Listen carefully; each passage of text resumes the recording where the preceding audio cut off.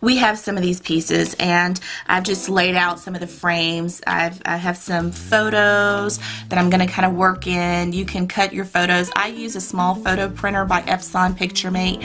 You can also use your own printer. I'm sure there's probably a printing software package on there where you can print multiple photos. If you're experienced with Photoshop or Photoshop Elements, you can also do something likewise with printing your smaller photos, or even just cutting a 4x6 photo to size, something you may want to do as a focus to use inside the frame itself.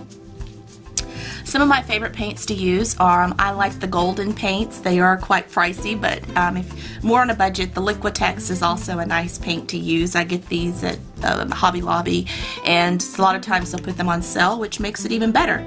So these are two of my favorite colors at the moment. I really love this color, which is a bright aqua green, it's called, and it is a matte paint by Liquitex. And then this one is cadmium red deep hue by Liquitex, and so I really love the red and this color. They're kind of really in at the moment. So also another option that you can use is using the Distress ink pads that we carry in the catalog. They come in a wide range of colors. One of my favorites is the Spiced Marmalade. We also have some other colors which are Broken China. These are colors that are in my stash. Not sure which ones we do have in the catalog, but I do know we have several colorful ones that you can use to cover chipboard. Again, we do have lots of chipboard, including Maya Road. I know the GCD designs. We have several chipboard packages coming out. So this is going to be a great way that you can step it up and actually make your embellishments pop on your page and on your projects. So on this particular frame, I'm just showing you real quick here how I use part of it to ink it up with the Spiced Marmalade. And I did an ink pad to actual chipboard here effect, and you can get it as dark as you want or as light as you want. See, if here I got it a little bit darker, than over here it's a little bit lighter. So you just kind of keep that effect going, and then I'll show you in a minute how you're going to, not necessarily 1 minute, but in a few minutes, how you can actually take the glossy accents and spice it up even further than that. So there's really not much drying time needed to these because the chipboard itself is porous, so it's going to soak in the ink quite well. When it comes to the acrylic paints, and I'm just going to pop these out because I'm not going to want to use those. You can actually use some brads or something in there to anchor it down to your page. But what I'm going to show you next, though, is I'm going to put that to the side, and we'll get back to that in a minute. Here is another one that I'm going to use, which this one, and I'm going to show you how I use the actual paints themselves on this one. What I'm going to do is I think I'm going to use this particular color. Let's use the red. And I always spread out my surface either with newspapers or with just scrap pieces of white paper that I have. So I'm just going to put a little bit of paint there, making sure not to touch anything else too much. I have an assortment of brushes I like. This one I use if I'm painting large surfaces. This one I like to use just maybe for this particular one. And I'm going to go ahead and pop out these little pieces in here because I don't want to use those on my project. So I'm just going to apply the paint, and I prefer, like I said, these nicer quality paints because they don't have so much water content in them. They're going to dry much quicker, and they are also going to give you a much brighter pigment. Okay, so now that the paint has been applied to the chipboard frame, what I'm going to do next is I'm going to show you then how you can actually take the glossy accents and apply it then to your frame.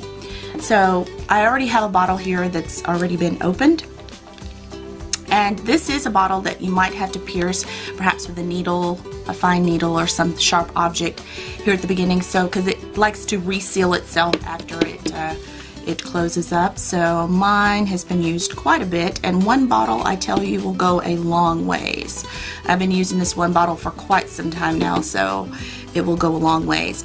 So what I'm going to do is I'm going to paint this again with my brush. I'm going to put it on quite thinly. If you want it quite thick, that's your choice, but you can put it on, and then I'll be right back then to show you the full effect of what it looks like.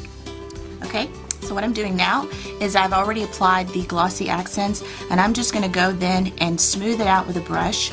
I like it to be quite shiny, and I love the effect of glossy accents because of the shiny factor of it. We do have one also that is a matte a matte accents. Let's see, I think I have it over here in my stash somewhere. Yeah. This one here is a matte accents. So you may want to add just, if you like not so much the shiny effect, you may want to use this one and then just kind of it gives a matte finish to it. I will demo that in another video coming up at a future time. But for now we're using the glossy accents, and as you can see here that it does give that shine to it, and I kind of like that effect. I also use glossy accents for a lot of my decoupage, my altar projects. If I'm covering, say, an altered mailbox or something, using some of the bare elements from Creative Imaginations, I do like to use the glossy accents because it's wonderful to seal in your papers. And if you are covering this, say if you're covering it with a pattern paper, you might want to use the glossy accents, and it seals your papers in a sense to keep it from peeling up along the edges. So there's multiple purposes and benefits to using this wonderful product. Okay, so I think I had that.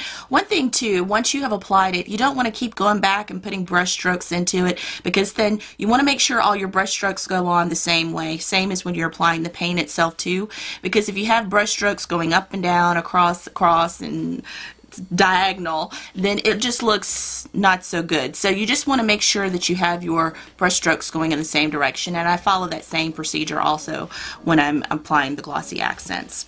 Okay, so what I'm going to do is I'm going to put this to the side, let it dry, or you can also use your heat gun and let that also speed up the drying process.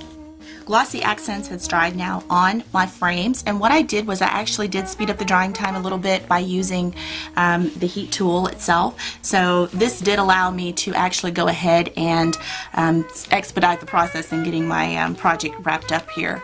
On this one, as you can see, I did use the ink, the distressed ink, and as you can see, it kind of has that different effect, and I kind of like how it turned out. It has that distressed look, but it still has that kind of an old world orange look to it as well. And then this, you can see I used the acrylic paint. So two different, very different effects, but very cool effects as well.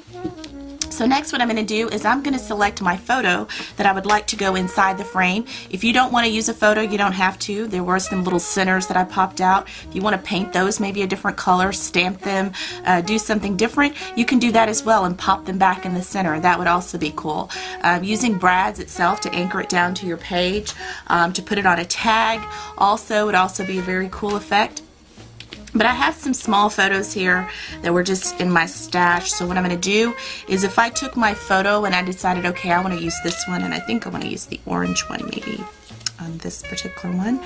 These are some pictures I have of Rome actually. And so I'm actually going to take this, and I think I want to just say center where I want it to go. So then what I do is I have a marker pencil, which some call it a grease pencil, but these are a photo marker printer pencil.